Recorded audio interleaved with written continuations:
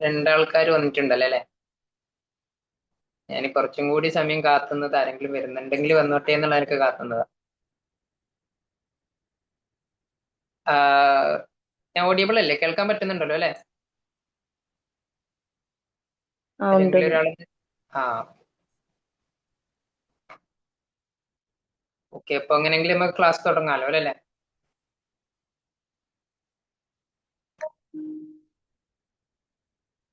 നിങ്ങൾ ചാറ്റിലാണെങ്കിലും ഒന്ന് റെസ്പോൺസ് ചെയ്താൽ ഉപകാരമായിരുന്നു. ആ തുടങ്ങാൻ കുഴപ്പമില്ല. Okay okay. ഞാൻ വരാൻ നോക്കുന്നു. ആ ജസാക്കല്ലാഹു ഖൈർ. ഓക്കെ.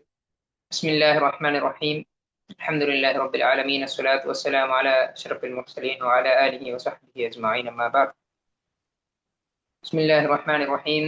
റബ്ബി ഇശ്റഹ് ലി സ്വദ്രി വയസ്സിർ ലി അംരി വഹ്ലുൽ ഉഖ്ദതം മിൻ ലിസാനി യഫ്ഖഹു ഖൗലി. അൽഹംദുലില്ലാ, നമ്മുടെ ഹദീസ് ക്ലാസ്സിന് വേണ്ടി നാം ഒത്തുചേർന്നിരിക്കുകയാണ്. സദസ്സിനെ സ്വീകരിക്കുമാറാവട്ടെ. ഇത് നല്ലൊരു അമലായി നമ്മളിൽ നിന്ന് സ്വീകരിക്കുമാറാവട്ടെ. ആമീൻ യാ റബ്ബൽ ആലമീൻ എന്ന് ഞാൻ ആമുഖമായി പ്രാർത്ഥിക്കുക. അപ്പോ ഇൻഷാ അല്ലാഹ് JTSന്റെ കീഴിലുള്ള ഹദീസ് ക്ലാസിന്റെ ആരംഭമാണ് ഇന്ന്. ഇൻഷാ അല്ലാഹ് ഇനിയും തുടർ ദിവസങ്ങളിൽ ഹദീസിന്റെ ക്ലാസ്സുകൾ എടുക്കണം എന്നാണ് ആഗ്രഹവും ഉദ്ദേശവും. അല്ലാഹു സുബ്ഹാനഹു വ തആല തൗഫീഖ് നൽകി അനുഗ്രഹിക്കുമാറാവട്ടെ. ആമീൻ യാ റബ്ബൽ ആലമീൻ. അപ്പോ ദീനിനെ നമുക്കറിയാം, ലോകത്ത് പല മതങ്ങളുണ്ട്. പല മതങ്ങളുണ്ട്. മനുഷ്യന് ധർമ്മത്തിന് വേണ്ടിയാണ് ജീവിക്കുന്നത്. പല രൂപത്തിലും ഭാവത്തിലും ജീവിതം നടന്നു പോകുന്നുണ്ട്. ലോകത്ത് പലതും സംഭവിക്കുന്നുണ്ട്. എന്നാൽ എല്ലാവരും പ്രതീക്ഷിക്കുന്നതും പിന്നാലെ പോകുന്നതും ഒരു മാനുഷികമായ ഉണ്മയ്ക്ക് വേണ്ടിയാണ്. അതാണ് മനുഷ്യധർമ്മം. മനുഷ്യധർമ്മം. അപ്പൊ അതിന് പിന്നാലെ പ്രവർത്തിക്കുക, ആ മനുഷ്യധർമ്മത്തിലായിക്കൊണ്ട് മനുഷ്യൻ ജീവിക്കുന്ന സമയത്താണ് ഒരു മനുഷ്യന് സംതൃപ്തി ഉണ്ടാകുന്നതും. അതായത് മതമുള്ളവനാവട്ടെ മതമില്ലാത്തവനാവട്ടെ, ദൈവത്തിൽ വിശ്വസിക്കുന്നവനാവട്ടെ വിശ്വസിക്കാത്തവനാവട്ടെ, ഒരു ജീവിച്ചു എന്നതിൻ്റെ ഒരു സംതൃപ്തി ലഭിക്കുക ആ മാനുഷികമായ മൂല്യങ്ങളിലെ, മാനുഷികമായ ധാർമ്മികതയിൽ ജീവിക്കുമ്പോഴാണ്. അപ്പോ അങ്ങനെയുള്ള മാനുഷിക ധർമ്മങ്ങളെ വിലവെക്കുന്ന, അതിനെ ഫലവത്താക്കുന്നതാണ് മതങ്ങൾ എപ്പോഴും ചെയ്തിട്ടുള്ളത്. ഏത് മതങ്ങളാണ്? അങ്ങനെ നോക്കുമ്പോഴാണ് നമ്മുടെ ദീനുൽ ഇസ്ലാം, നമുക്ക് വിശ്വസിക്കുന്ന മതമായ ദീനുൽ ഇസ്ലാം, യഥാർത്ഥത്തിൽ പറയുകയാണെങ്കിൽ ഒറ്റൊരു മതമേ ഉള്ളൂ. ദീൻ പടച്ചോൻ ഇറക്കിയതായ ഇന്നദ്ദീന ഇൻദല്ലാഹിൽ ഇസ്ലാം, അള്ളാഹുവിന്റെ അടുക്കൽ മതം എന്ന് പറഞ്ഞാൽ അത് ഇസ്ലാം മാത്രമാണ്. ഇന്നദ്ദീന ഇൻദല്ലാഹിൽ ഇസ്ലാം. അപ്പോ യഥാർത്ഥത്തിൽ നമ്മൾ ആലോചിക്കുകയാണെങ്കിൽ നമ്മുടെ വിശ്വാസത്തിന്റെ മാനദണ്ഡം എന്ന് പറഞ്ഞാല്, മെയിൻ മാനദണ്ഡം എന്ന് പറഞ്ഞ നമ്മളെ ബേസിക് എന്താണ്? അഷ്ഹദു അല്ലാ ഇലാഹ ഇല്ലല്ലാഹ് വ അഷ്ഹദു അന്ന മുഹമ്മദ് റസൂലുള്ളാഹ്. അള്ളാഹു അല്ലാതെ മറ്റൊരു ഇലാഹില്ല എന്ന് ഞാൻ സാക്ഷ്യം വഹിക്കുന്നു. അതുപോലെ അന്ത്യപ്രവാചകൻ മുഹമ്മദ് മുസ്തഫ സല്ലല്ലാഹു അലൈഹി വസല്ലമ തങ്ങൾ അള്ളാഹുവിന്റെ അവസാനത്തെ ദൂതരാണെന്നും ഞാൻ വിശ്വസിച്ച് സാക്ഷ്യം വഹിക്കുന്നു എന്നതാണ് നമ്മുടെ വിശ്വാസത്തിന്റെ, നമ്മുടെ ഇസ്ലാം കാര്യത്തിന്റെ ഒന്നാമത്തെ കാര്യം. അപ്പൊ ആ ഒരു വിശ്വാസം നമ്മൾ വിശ്വസിക്കുന്നതോട് കൂടി തന്നെ നമുക്ക് എന്ത് മനസ്സിലായി? ഒറ്റൊരു മാർഗമേ ശരിയായിട്ടുള്ളൂ എന്ന് വിശ്വസിക്കൽ നമുക്ക് നിർബന്ധമാണ്. എന്നാലും പല മതങ്ങൾ വന്ന സമയത്താണ് ഇസ്ലാം എന്തായി മാറുന്നത്? ഒരു മതം എന്ന നിലക്ക് അങ്ങനെ മാറി നിൽക്കും. ഞാൻ അങ്ങനെ ഫിലോസഫിക്കലായി സംസാരിക്കുകയല്ല. അപ്പൊ ഒരു മതമായി ദീൻ അങ്ങനെ മാറ്റപ്പെടുന്നത് പല മതങ്ങൾ വരുന്നതുകൊണ്ടാണ്. അല്ലെങ്കിൽ ഒറ്റൊരു മാർഗമേ ഉള്ളൂ, ശരിയായിട്ടുള്ള ഒറ്റൊരു മാർഗമാണുള്ളത്, അത് ദീനുൽ ഇസ്ലാമാണ് എന്ന് വിശ്വസിച്ച് മുമ്പിലോട്ട് ജീവിക്കുക എന്നുള്ളതാണ് ഓരോ മുസ്ലിമിന്റെയും കടമ. ഓരോ മുസ്ലിമിന്റെയും എന്നല്ല, ഓരോ മനുഷ്യന്റെയും കടമ. അള്ളാഹു സുബ്ഹാനഹു വ തആല ഹിദായത്ത് നൽകുന്നവർക്ക് ദീനിലേക്ക് കടക്കാനും അതിനുള്ള സൗഭാഗ്യമൊക്കെ കിട്ടുള്ളൂ. അതൊക്കെ അള്ളാഹുവിന്റെ കയ്യിലാണ്. അള്ളാഹു സുബ്ഹാനഹു വ തആല നമ്മളൊക്കെ മുസ്ലിമായി ജനിപ്പിച്ചു, അൽഹംദുലില്ലാ. അതിന് നാം എപ്പോഴും സ്തുതി പറഞ്ഞുകൊണ്ടിരിക്കുക. അപ്പൊ നമ്മുടെ ജേണി ടു ദ സെൽഫിലൊക്കെ ആണെങ്കിൽ നമ്മൾ ഇതൊക്കെ പഠിച്ചു കൊണ്ടുവരുന്നത് അള്ളാഹുവിലേക്ക് കൂടുതൽ അടുക്കാൻ വേണ്ടിയുള്ള ഗ്രാറ്റിറ്റ്യൂഡും ഫോർഗീവ്നെസ്സും അതൊക്കെ തന്നെയാണ് നമ്മൾ പഠിച്ചു കൊണ്ടുവരുന്നത്. അപ്പൊ അതിന്റെ ലോട്ട് ഒരു സ്പിരിച്വൽ ആയിട്ട് നമുക്ക് കൂടുതൽ നമ്മുടെ വിശ്വാസത്തിനെ ബലവത്താക്കാൻ വേണ്ടി ഹദീസ് ക്ലാസ്സും കൂടി നാം ഇപ്പോ നൽകുന്നു എന്നുള്ളതാണ് കാര്യം. ഓക്കെ, അപ്പൊ ഞാനിത് പറഞ്ഞു വന്നതെന്ന് വെച്ചാല്, ഇപ്പോ ദീനിനെ നമ്മൾ എങ്ങനെ അറിയുന്നേ? എങ്ങനെയാ ദീനിനെ കുറിച്ച് അറിയുന്നത്? എങ്ങനെയാ? ആരെങ്കിലും ഒന്ന് റെസ്പോണ്ട് ചെയ്താൽ കൊള്ളാമായിരുന്നു.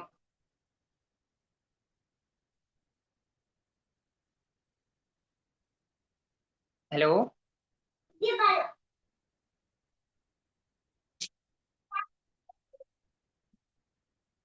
നിങ്ങളുണ്ടോ? കേൾക്കുന്നുണ്ടോ?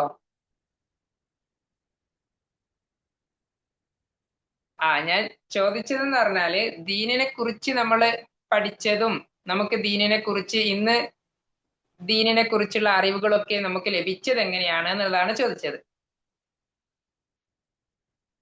നിങ്ങൾക്ക് അറിയുന്ന രൂപത്തിൽ നിങ്ങളുടെ അഭിപ്രായം ഒന്ന് രേഖപ്പെടുത്തിയാൽ മതി. ഇതൊരു പ്രസംഗ രൂപത്തിൽ എങ്ങനെ പോകേണ്ടതല്ലല്ലോ, ഒരു ഇന്ററാക്ഷൻ രൂപത്തിൽ പോകുമ്പോഴല്ലേ എങ്ങനെ എങ്ങനെ കൂടുതൽ അറിയുന്നത് മദ്രസയിൽ നിന്ന്. നമ്മള് ആദ്യം അറിയുന്നത് വീട്ടിൽ നിന്ന് തന്നെ കൂടുതൽ അറിയുന്നത് മദ്രസയിൽ നിന്ന്. ഓക്കെ, കൂടുതൽ അറിയുന്നത് മദ്രസയിൽ നിന്നാണ്, നമ്മൾ വീട്ടിൽ നിന്ന് അറിഞ്ഞു വരും. ഓക്കെ ഓക്കെ ഓക്കെ, മാഷാ അല്ലാഹ്.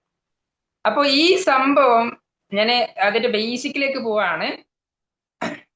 നമുക്ക് ദീനിനെ കുറിച്ചും അള്ളാഹുവിനെ കുറിച്ചൊക്കെ കലാമിലൂടെയാണ്, അള്ളാഹുവിന്റെ കലാമിലൂടെയാണ് നമുക്ക് എന്തറിയുന്നത്? പടച്ചോനെ കുറിച്ച് അറിയുന്നത്. ആ പടച്ചോനെ കുറിച്ച് സംസാരിക്കാൻ വേണ്ടിയാണ് അള്ളാഹു എന്ത് ചെയ്തത്? ലക്ഷങ്ങൾ വരുന്ന പ്രവാചകന്മാരെ അയച്ച് അവസാനമായി നമ്മുടെ പ്രവാചകനായ മുഹമ്മദ് മുസ്തഫ സല്ലല്ലാഹു അലൈഹി വസല്ലം തങ്ങളെ അയച്ചു. ഓക്കെ, അപ്പൊ ഒരു മനുഷ്യൻ എങ്ങനെ ജീവിക്കണം, എന്തൊക്കെ ചെയ്യണം, പിന്നെ എന്തൊക്കെ ചെയ്തുകൂടാ, അതൊക്കെ ഖുർആനിലൂടെ നമുക്ക് പഠിപ്പിച്ചു തന്നു. ആ ഖുർആനിനെ വിശദീകരിക്കുന്ന, ഖുർആൻ എന്ന് പറഞ്ഞാൽ പടച്ചോന്റെ കലാമാണ്, പടച്ചോന്റെ സംസാരമാണ്. അപ്പൊ അതിന് അത്രത്തോളം അർത്ഥവ്യാപ്തിയുണ്ട്. അപ്പോ നമുക്ക് ഒരു കടലിനെ പേനയാക്കി മഷിയാക്കി എഴുതി തീർത്താൽ പോലും അതിനൊരു വിശദീകരണം എഴുതി തീർക്കാൻ നമ്മൾ കൊണ്ടാവില്ല. അങ്ങനെയുള്ള ഖുർആൻ അപ്പൊ എന്തുകൊണ്ട് എന്താവശ്യമാണ്? ഖുർആന് മനസ്സിലാവാൻ ഒരു വ്യാകരണം ആവശ്യമാണ്, അല്ലെ? ഖുർആന് മനസ്സിലാകാൻ ഖുർആന് ഒരു വിശദീകരണം ആവശ്യമാണ്. അപ്പൊ ഖുർആനിന്റെ ഏറ്റവും ആദ്യത്തെ വിശദീകരണമാണ്, വ്യാകരണമാണ് ഹദീസ് എന്ന് പറയുന്നത്. അതായത് മുത്ത് മുഹമ്മദ് മുസ്തഫ സല്ലല്ലാഹു അലൈഹി വസല്ലമ തങ്ങളുടെ സംസാരം, അവിടുത്തെ ജീവിതം. അപ്പൊ നബിതങ്ങളുടെ ജീവിതം, ആയിഷ ബീവി റളിയല്ലാഹു അൻഹ പറയുന്നുണ്ട്, നബിതങ്ങളുടെ ജീവിതം എന്ന് പറഞ്ഞാൽ ഖുർആനാണ്, ഖുർആൻ തന്നെയാണ് നബിതങ്ങളുടെ ജീവിതം. അപ്പൊ നബിതങ്ങളുടെ ഹദീസ് എന്ന് പറയുന്നത് ഖുർആനിനുള്ള വിശദീകരണമാണ്. അപ്പൊ ദീനിനെ കുറിച്ച് നാം മനസ്സിലാക്കുന്നത് മെയിൻ ആയിട്ട് 4 കാര്യങ്ങളിലൂടെയാണ് ദീനിന്റെ കാര്യങ്ങൾ നമ്മൾ പഠിക്കുന്നത്.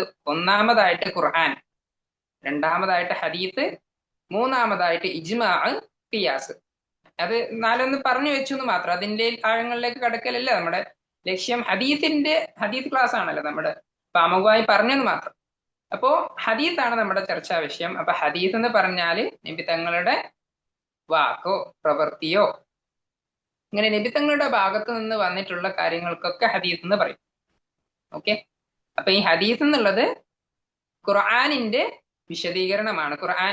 ഖുർആനിൽ പറഞ്ഞ കാര്യങ്ങൾക്ക് പിന്നെ വിശദീകരിച്ച് തരികയാണ് നബി തങ്ങൾ പറഞ്ഞ ഓരോ കാര്യങ്ങൾ. അപ്പൊ ഹദീസിന് ആ ഒരു കോണ്ടെക്സ്റ്റിൽ കൂടി കാണണം എന്ന നിലക്ക് കൂടിയാണ് ഞാൻ ആ ഒരു സംഭവം പറഞ്ഞത്. ഹദീസ് എന്നുള്ളത് ഇത്രയും കാലം നമുക്കറിയാം, ഹദീസ് എന്ന് പറഞ്ഞാൽ നബി തങ്ങൾ പറഞ്ഞു തന്ന കാര്യങ്ങളാണ്, നബി തങ്ങളുടെ ജീവിതമാണെന്നൊക്കെ അറിയാം. എന്നാൽ ഖുർആനിന്റെ വിശദീകരണം കൂടിയാണ് ഹദീസ് എന്നുള്ള നിലക്കും കൂടി കാണുമ്പോൾ അത് നമുക്ക് കൂടുതൽ ഫലവത്താവും. അല്ലാഹു സുബ്ഹാനഹു വ തആല കൂടുതൽ മനസ്സിലാക്കാനും കൂടുതൽ പഠിക്കാനും തൗഫീഖ് നൽകി അനുഗ്രഹിക്കുമാറാവട്ടെ. ആമീൻ യാ റബ്ബൽ ആലമീൻ. ഓക്കെ, അപ്പോ ഹദീസ് എന്ന് പറഞ്ഞാൽ നിങ്ങൾ പറഞ്ഞ പോലെ നേരത്തെ ഒരു അഭിപ്രായം പറഞ്ഞു, മദ്രസയിൽ നിന്നും മാതാപിതാക്കളിൽ നിന്നും ഒക്കെയാണ് നമുക്ക് കിട്ടിയത്. അപ്പൊ ആ ഒരു ശിക്ഷണം നമുക്ക് കിട്ടാൻ കാരണം എന്താണ്? ഖുർആനും നബിതങ്ങളൊക്കെ എന്ത് പഠിപ്പിച്ചു തരുന്നുണ്ട്? ദീനിനെ കുറിച്ച് നിങ്ങൾ പഠിപ്പിച്ചു കൊടുക്കണം എന്ന് പറഞ്ഞു തരുന്നുണ്ട്. അപ്പൊ ആയതിനാലാണ് നമുക്ക് അങ്ങനെ ഒരു നർച്ചറിങ് കിട്ടുന്നത്. ഓക്കെ, അപ്പൊ ഞാൻ പറഞ്ഞത് ഉദ്ദേശം എന്താന്ന് മനസ്സിലായല്ലോ. ഹദീസ് ഖുർആനിന്റെ വിശദീകരണം കൂടിയാണ് എന്നുള്ള നിലക്ക് പറഞ്ഞതാണ്. ഓക്കെ അല്ലേ? അപ്പൊ നമുക്ക് ആദ്യത്തെ ദിവസം ആദ്യമായിട്ട് ഒരു ഹദീസിലേക്ക് കടക്കാലോ അല്ലെ? നിങ്ങൾ ഓക്കെ പറഞ്ഞാല് നമുക്ക് ഹദീസിലോട്ട് കടക്കാം. ഓക്കെ. ഓക്കെ, ഓ ഹദീസ് എന്ന് പറഞ്ഞാല് വളരെ വിശാലമായി കിടക്കുകയാണ്. പിന്നെ ഹദീസിന്റെ സുഹത്തിനെ കുറിച്ചും തള്ളിക്കളയേണ്ട ഹദീസാണ്, അതൊക്കെ വേറെ വിഷയം, അതൊക്കെ അവിടെ കിടക്കട്ടെ. അപ്പൊ ഹദീസ് അത്രത്തോളം ഉണ്ട്. അതിന്റെ സുഹത്തിലേക്കും അതിലൊക്കെ ഇൻഷാ അല്ലാഹ് വരും കാലങ്ങളിൽ അതിനൊരു അവസരം ഉണ്ടെങ്കിൽ ഇൻഷാ അല്ലാഹ് നമുക്ക് അതിലേക്കൊക്കെ കിടക്കാം. അപ്പോ എന്തൊക്കെ വന്നാലും സ്വഹീഹായ ഹദീസുകളെയൊക്കെ നമുക്ക് എന്തായാലും എന്തുകൊണ്ടും സ്വീകരിക്കാവുന്നതാണ്. അപ്പോ ഇന്ന് ഇത്രയും കാലം പിന്നിട്ടിരിക്കുന്ന ഈ ഒരു സാഹചര്യത്തില് നമുക്ക് സ്വഹീഹായ ഹദീസോ പണ്ഡിതന്മാരെല്ലാം വേർതിരിച്ച് മാറ്റി തന്നിട്ടുണ്ട്. സ്വഹീഹ് ഏതാണ്, റിപ്പോർട്ടുകൾ ശരിയായി, അതായത് ഈ സ്വഹീഹും ഇതൊക്കെ സ്വഹീഹും സ്വഹീഹല്ലാത്തതിന്റെ മാനദണ്ഡമൊക്കെ വരുന്നത് റിപ്പോർട്ട് ചെയ്യപ്പെട്ടില്ല. കാരണം നബിതങ്ങൾ പറഞ്ഞു, വേറെ എഴുതി വെക്കുന്ന ഇതൊന്നും ഇന്നത്തെ പോലെ സ്റ്റോർ ചെയ്ത് വെക്കുന്ന ഒരു സംഭവം ഇല്ലെങ്കിൽ അതിനൊരു തെളിവൊന്നുമില്ല അത് നബിതങ്ങൾ പറഞ്ഞത് തന്നെയാണോ എന്നുള്ളത്. അപ്പോ അത് ഇങ്ങനെ ഓരോ പണ്ഡിതന്മാർ മുഖേന ഇങ്ങനെ കാലക്രമേണ ഓരോ ആൾക്കാർ കൈമാറി എത്തിയതാണ് നമുക്ക് ഇന്ന് കാണുന്ന നമ്മുടെ ഇപ്പൊ ഒരു കാലഘട്ടത്തിന്റെ അടുത്തേക്ക് കിതാബുകളായി ക്രോഡീകരിച്ചിട്ടുണ്ട്. എന്നാൽ ഒരു കാലം വരെ അതിങ്ങനെ കൈമാറി വരികയായിരുന്നു. അപ്പൊ അതിൽ എത്രത്തോളം വിശ്വസ്തരായ പണ്ഡിതന്മാരുണ്ട് എന്നതൊക്കെ പരിഗണിച്ചു കൊണ്ടൊക്കെയാണ് ഹദീസിന്റെ സ്വഹത്ത് ഇതൊക്കെ ചെയ്യുന്നത്. സാന്ദർഭികം പറഞ്ഞെന്ന് മാത്രം. ഓക്കെ, അപ്പോ ഇന്ന് നമുക്ക് സ്വഹീഹായ ഹദീസും മറ്റേ ഹദീസും ഒക്കെ വേർതിരിച്ചറിയാൻ ബുദ്ധിമുട്ടില്ല. കാരണം അത്രയും കാലം പുരോഗമിച്ചിട്ടുണ്ട്. പണ്ഡിതന്മാര് അങ്ങനെ ഒരു അവസരം നമുക്ക് ഉണ്ടാക്കി തന്നിട്ടുണ്ട്, അൽഹംദുലില്ലാഹ്. എന്തായാലും ആമുഖമായിട്ട് ഇതൊക്കെ പറഞ്ഞതിന് ശേഷം ഇൻഷാ അല്ലാഹ് ഒരു ബർക്കത്ത് എന്നുള്ള നിലക്ക് നമുക്ക് മെയിൻ ആയിട്ട് വേണ്ടത് ഏതൊരു കാര്യത്തിനും തുടങ്ങാൻ പോകുമ്പോൾ എന്ത് വേണം എന്നുള്ള നിലക്ക് നമുക്കൊരു ഉദ്ദേശ ലക്ഷ്യം ഉണ്ടാവണം. അപ്പൊ അതിനു വേണ്ടി അതിനനുയോജ്യമായ ഒരു ഹദീസ് ആദ്യത്തെ ദിവസം ഓതിക്കൊണ്ട് നമുക്ക് തുടങ്ങാം. അതിനുശേഷം നമുക്ക് ഇന്ന് വൈൻഡപ്പ് ചെയ്യാൻ അതിന് തോഫീക്ക് ചെയ്ത് അനുഗ്രഹിക്കുമാറാവട്ടെ.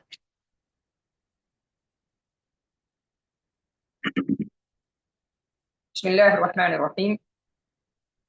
وعن أمير المؤمنين أبي حفص عمر بن الخطاب رضي الله عمر بن الخطاب بن نفيل بن عبد العزى بن رباح بن عبد الله بن قرط بن رواح بن عدي بن كعب بن لعي بن غالب بن القرشي العذبي رضي الله عنه وعنهم قال: سمعت رسول الله صلى الله عليه وسلم يقول: إنما الأعمال بالنيات وإنما لكل امرئ ما نوى فمن كانت هجرته إلى الله ورسوله فهجرته إلى الله ورسوله ومن كانت هجرته لدنيا يصيبها أو امرأة ينكحها فهجرته إلى ما هاجر إليه.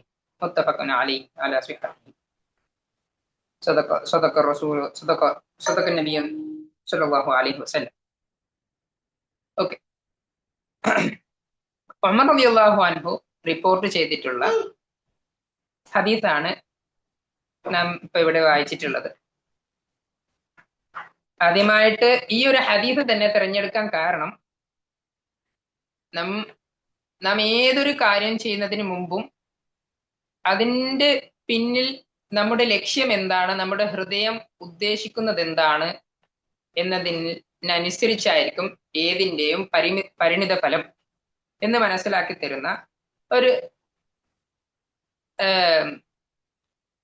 ഏറ്റവും സ്യൂട്ടബിൾ ആയ ഒരു വാക്കുകളാണ് നബി തങ്ങൾ പറഞ്ഞു തന്നിട്ടുള്ളത്. അതുകൊണ്ട് തന്നെയാണ് പണ്ഡിതന്മാരേറെ പേരും കിതാബുകളുടെ തുടക്കത്തിൽ അവരുടെ ഹദീസ് ഗ്രന്ഥങ്ങളുടെ തുടക്കത്തിൽ കൊടുക്കുന്നുള്ള ഹദീസും ഇത് തന്നെയാണ്. നമുക്ക് കേട്ടിട്ടുള്ളതായിരിക്കും ഈ ഒരു ഹദീസ്, എന്നാലും അത് ഒന്നും കൂടി അത് കേൾക്കുന്ന സമയത്ത് നമ്മുടെ വിശ്വാസത്തെ ദൃഢമാക്കാനും നമ്മുടെ ഇന്റൻഷനെ ഒന്നും കൂടി ക്ലിയർ ആക്കി അതിനെ ടൈറ്റ് ചെയ്യാനും വേണ്ടിയാണ് പിന്നെ അത് ആവർത്തിച്ച് അത് തന്നെ കൊണ്ടുവന്നത്. ഓക്കെ, അപ്പൊ ഹദീസിന്റെ വിശദീകരണത്തിലേക്ക് കിടക്കാം. ഇന്നമൽ അമാലു ബിന്നിയാത്ത്, ഏതൊരു പ്രവർത്തനവും ഏതൊരു ആക്ഷനും അതിന്റെ ഇന്റൻഷൻ അനുസരിച്ചായിരിക്കും. ഏതൊരു പ്രവർത്തനവും അതിന്റെ നീയത്ത് പോലെയായിരിക്കും. നമ്മുടെ ഉദ്ദേശം എന്താണോ ഏതൊരു പ്രവർത്തനം ചെയ്യുമ്പോഴും അതിനനുസരിച്ചായിരിക്കും അതിന് ആ ഒരാൾക്ക് കിട്ടുന്ന പരിണിത ഫലമാണെങ്കിലും അതിന്റെ റിസൾട്ട് അദ്ദേഹത്തിന്റെ നീയത്ത് പോലെ ഉണ്ടാകും. മാനവ എന്നിട്ട് നിബിധങ്ങൾ പറഞ്ഞു തരികയാണ്, ഓരോ മനുഷ്യനും അവൻ ഉദ്ദേശിക്കുന്നത് ഉണ്ടാകും.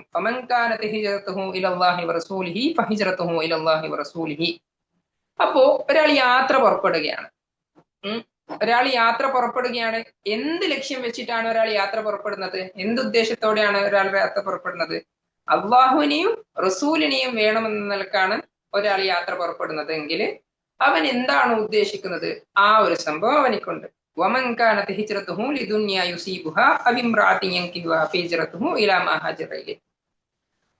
ഇനി അവൻ ദുനിയാവിനെ കരസ്ഥമാക്കണമെന്ന ഉദ്ദേശത്തോടു കൂടിയാണ് അവന്റെ യാത്ര പുറപ്പെടുന്നതെങ്കിൽ അവൻ എന്താണോ ഉദ്ദേശിക്കുന്നത് അതുണ്ട്. അല്ലെങ്കിൽ ഒരു സ്ത്രീയെ നിക്കാഹ് ചെയ്യുക, ഒരു സ്ത്രീയെ കല്യാണം കഴിക്കുക എന്ന ഉദ്ദേശത്തോടെയാണ് ഒരാൾ യാത്ര ചെയ്യാൻ വേണ്ടി ഇറങ്ങുന്നതെങ്കിൽ അവൻ ഉദ്ദേശിക്കുന്ന ആ കാര്യം അവനിക്കുണ്ട് എന്നുള്ളതാണ്. അപ്പോ രത്ന ചുരുക്കത്തിൽ പറഞ്ഞാല് നാം എന്ത് പ്രവർത്തനം ചെയ്യുന്നുണ്ടെങ്കിലും, ഈ ഹദീസിന്റെ പൊരുൾ എന്ന് പറഞ്ഞാല് നാം എന്ത് പ്രവർത്തനം ചെയ്യുന്നുണ്ടാവും. ചിലപ്പോൾ നാം നിസ്കരിക്കുന്നുണ്ടാവും. ഇത് ഫിഖ്ഹി പണ്ഡിതന്മാരും നമ്മുടെ ഇസ്ലാമിന്റെ മാനദണ്ഡങ്ങളൊക്കെ എടുക്കുമ്പോൾ ഈ ഒരു ഹദീസിനെയാണ് ബേസ് ആയിട്ട് എടുക്കുന്നത്. അപ്പോ അതുകൊണ്ട് തന്നെയാണ് നാം നിസ്കരിക്കാൻ പോകുമ്പോഴും വുളൂ ചെയ്യുമ്പോഴും നമ്മുടെ അമലുകളിലൊക്കെ ആദ്യത്തെ ഷർത്തായിട്ട് വരുന്നത് എന്താണ്? നീയത്താണ്, അല്ലെ? നീയത്ത് വെക്കുക എന്നുള്ളതാണ്. അതായത് നാം ഇത് ചെയ്യാൻ പോകുന്നു എന്ന ഇന്റൻഷനോടുകൂടി അത് ചെയ്യുമ്പോഴാണ് അതിന് കൂലി കിട്ടുക. അത് നമുക്ക് ഏത് കാര്യത്തിലേക്കും അതെന്താക്കി എടുക്കാൻ പറ്റും. കേവലം നമ്മുടെ നിസ്കാരത്തിൽ മാത്രമല്ല നമ്മുടെ നീയത്തിനെ ശുദ്ധീകരിക്കാൻ പറ്റുന്നത്. നമ്മുടെ ജീവിതം മൊത്തവും നമ്മുടെ ഇന്റൻഷനെ ക്ലിയർ ചെയ്ത് വെച്ചിട്ടുണ്ടെങ്കിൽ, എല്ലാം അള്ളാഹുവിലേക്കാക്കി കണക്ട് ചെയ്ത് വെക്കുകയാണെങ്കിൽ ഓരോ കാര്യങ്ങൾക്കും നമുക്ക് കൂലി ലഭിക്കുകയാണ്. നമുക്ക് കിടന്നുറങ്ങുമ്പോൾ റെസ്റ്റ് എടുക്കുന്ന സമയത്ത് അള്ളാഹുവിനെ കൂടുതൽ ഇബാദത്ത് ചെയ്യാൻ വേണ്ടി റെസ്റ്റ് ചെയ്യുന്നു എന്നുള്ള ലക്ഷ്യത്തോടു കൂടി നാം ആ ഒരു ഉദ്ദേശത്തോടു കൂടി കിടന്നുറങ്ങുമ്പോൾ അതിന്റെ കൂലി നമുക്ക് ലഭിക്കുന്നുണ്ട്. അപ്പോ ഇതുകൊണ്ട് മെയിനായിട്ട് ഉദ്ദേശിക്കുന്നുണ്ടെന്ന് പറഞ്ഞാൽ വേറൊരു ഹദീസും കൂടി പറയാം, വേറൊരു കോലും കൂടി പറയാം. ലാ യൻദുറുല്ലാഹു ഇലാ അജ്സാമിക്കും വലാ ഇലാ സുവരിക്കും വലാകിൻ യൻദുറു ഇലാ ഖുലൂബിക്കും. അള്ളാഹു സുബ്ഹാനഹു തആല നമ്മുടെ വേഷഭൂഷാണങ്ങളിലേക്കോ നമ്മുടെ വസ്ത്രധാരണയിലേക്കോ അല്ല നോക്കുന്നത്. വലാകിൻ യൻദുറു ഇലാ ഖുലൂബിക്കും, പടച്ചോൻ നോക്കുന്നത് നമ്മുടെ ഹൃദയാന്തരങ്ങളിലേക്കാണ്, നമ്മുടെ കൽബകങ്ങളിലേക്കാണ്. അപ്പോ നമ്മുടെ ഹൃദയത്തിൽ നിന്നാണ്, നമ്മുടെ ആ കോറിൽ നിന്നാണ് നമ്മുടെ ഉദ്ദേശങ്ങളൊക്കെ വരുന്നത്. നമ്മ പുറമേലേക്ക് പല പ്രവർത്തനങ്ങൾ പ്രവർത്തിക്കുന്നുണ്ടാവും. നന്മകൾ ചെയ്യുന്ന ആൾക്കാരെ നമുക്ക് എന്ത് ചെയ്യാൻ പറ്റത്തില്ല, പുറമേ കണ്ടുകൊണ്ട് ഓ അദ്ദേഹം നല്ലൊരു മനുഷ്യനാണല്ലേ എന്ന നിലക്ക് നമ്മൾ ചിന്തിക്കാനോ, ഇനി ഭയങ്കര തെറ്റ് ചെയ്യുന്ന ഒരാളെ ഓ ഇവനെന്താ ഒരു തെമ്മാടി എന്നുള്ള നിലക്ക് അങ്ങനെയും നമുക്ക് ചിന്തിക്കാൻ പറ്റത്തില്ല. കാരണം ആരുടെയും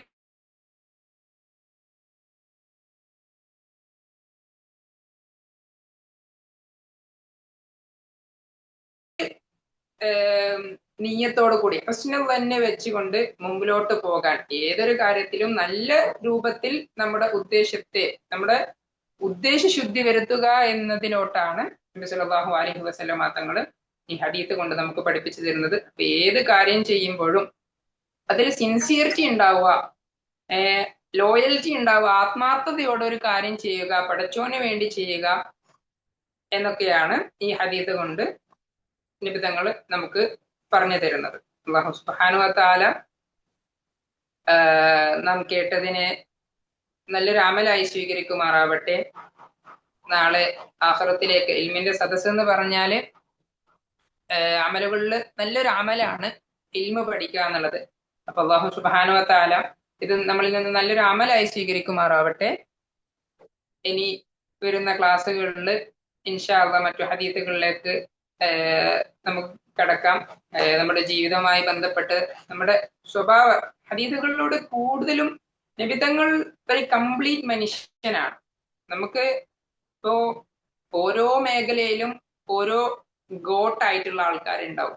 ഇപ്പൊ കളിയൊക്കെ നടക്കുന്നതുകൊണ്ട് പറയാം, ഫുട്ബോളിന്റെ കാര്യം എടുക്കുകയാണെങ്കിൽ മെസ്സി എന്ന് പറയുന്ന പ്ലെയർ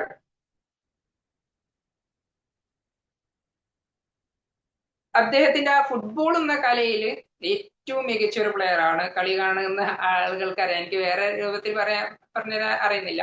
അതുപോലെ ഓരോ മേഖലയിൽ നിൽക്കുന്ന ആൾക്കാരിലും അതിൽ അഗ്രഗണ്യരായ ആൾക്കാരുണ്ടാകും.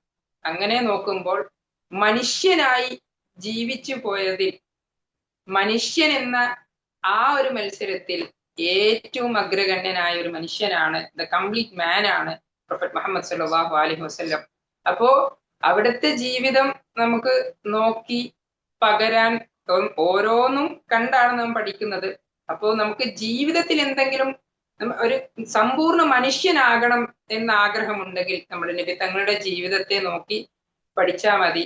അപ്പോ എല്ലാം കംപ്ലീറ്റ് ആകും. നമ്മുടെ കുടുംബമായിട്ടുള്ള സഹവാസം, നമ്മുടെ ഭാര്യമാരോട് എങ്ങനെ പെരുമാറണം എന്നുള്ളത്, മാതാപിതാക്കളോട് എങ്ങനെ പെരുമാറണം, മക്കളോട്, ചെറിയവരോട് എങ്ങനെ പെരുമാറണം, മൂത്തവരോട് എങ്ങനെ പെരുമാറണം, അങ്ങനെ ഒരു സമ്പൂർണ്ണ മനുഷ്യനാകാൻ നമുക്ക് നബി തങ്ങളുടെ ജീവിതം പഠിക്കുന്നതിലൂടെ അതിനെ പകരാൻ ശ്രമിക്കുന്നതിലൂടെ സാധിക്കും. അല്ലാഹു സുബ്ഹാനഹു വ തആല അത് ചെയ്യാൻ തൗഫീക്ക് നൽകി അനുഗ്രഹിക്കുമാറാവട്ടെ എന്ന ദുആയോട് കൂടി ഞാൻ എൻ്റെ വാക്കുകൾ ഉപസംഹരിക്കുന്നു.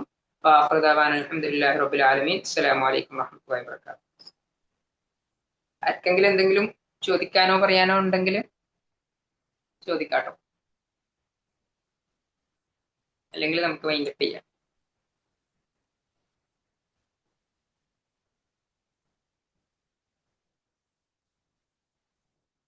ചാറ്റിലോ എങ്ങനെയെങ്കിലും പറഞ്ഞാൽ മതി. ഇനി ക്ലാസിന്റെ രൂപം ഭയങ്കര സ്പീഡാകുന്നുണ്ടെന്നോ അല്ലെങ്കിൽ ബോറാകുന്നുണ്ടെന്നോ അങ്ങനെ എന്തും അറിയിക്കാം. അപ്പൊ അതൊന്ന് അറിയിച്ചാൽ ഉപകാരമായിരുന്നു. കാരണം ആ മൊഡ്യൂളിന് ബുദ്ധിമുട്ടാകുന്നുണ്ടെങ്കിൽ ആ അതിന് മാറ്റം വരുത്താം. അപ്പൊ നിങ്ങൾ അഭിപ്രായം പറഞ്ഞാൽ നന്നായിരുന്നു.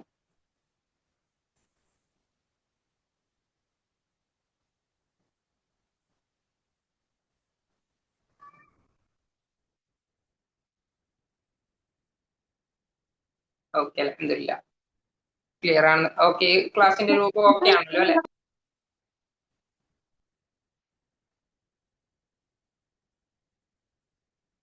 ഓക്കെ, അപ്പൊ ഓക്കെ ആണെന്നാണ് മനസ്സിലാക്കുന്നത്. ഇനി എന്തെങ്കിലും മാറ്റം വരുത്തണം എന്നൊക്കെ ആഗ്രഹം ഉണ്ടെങ്കിൽ ഇൻഷാ അള്ളാ പിന്നീട് വാട്സപ്പിൽ അറിയിച്ചാലും മതി. ഓക്കെ, അപ്പോ വേറെ ആർക്കൊന്നും പറയാനില്ല എന്ന് വിചാരിക്കുന്നു. അപ്പൊ അല്ലാഹു സുബ്ഹാനഹു വ തആല നല്ലൊരു അമലായി സ്വീകരിക്കുമാറാവട്ടെ. ഇനിയും നമുക്ക് ക്ലാസ് തുടർന്ന് പോകാനുള്ള തൗഫീക്ക് നാഥൻ അനുഗ്രഹിക്കുമാറാവട്ടെ എന്ന് പ്രാർത്ഥിച്ചുകൊണ്ട് നിർത്തുന്നു. അസ്സലാമു അലൈക്കും വറഹ്മത്തുള്ളാഹി വബറകാതുഹു.